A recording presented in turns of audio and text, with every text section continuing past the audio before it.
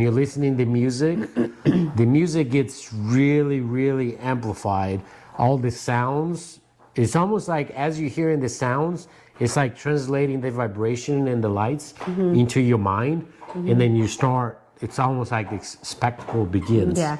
So I'm going to finish saying my experience, and then I want you to tell them what you experienced on that first night. And I won't interrupt as you it's do okay. your day one. But my day one was very... if I had to explain or express day one for me with ayahuasca, I would describe ayahuasca as a nurturing and gentle mother. That's how I saw Ruff, like this ancient warrior.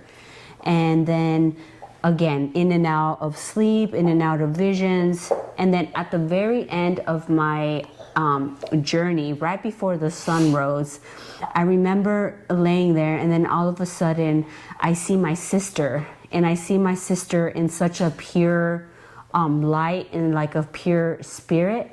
And I think that this vision that I had of my sister was like a gift to me personally, because unfortunately, because of how we were raised in the past, and like probably family ties and things from past generations, my sister and I were never able to have like a really connected relationship, even though we both have wanted that so badly with each other. But because of whatever in the past, we weren't able to have this really genuine connection.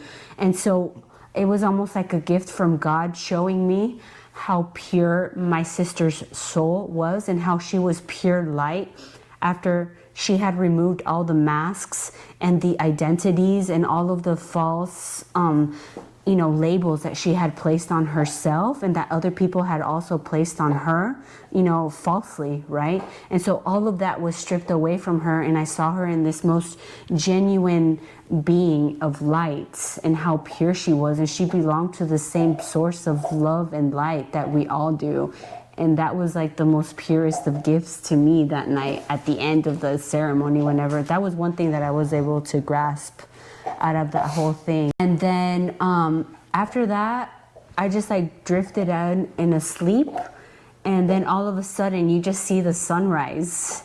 And then when you see the sunrise, it's almost like a gift from God, because you're like, the sun will always rise. The sun always rises. That's what Carlos always says. Yeah, like the sun always comes up. The sun will always come up, and there will be another opportunity and another day.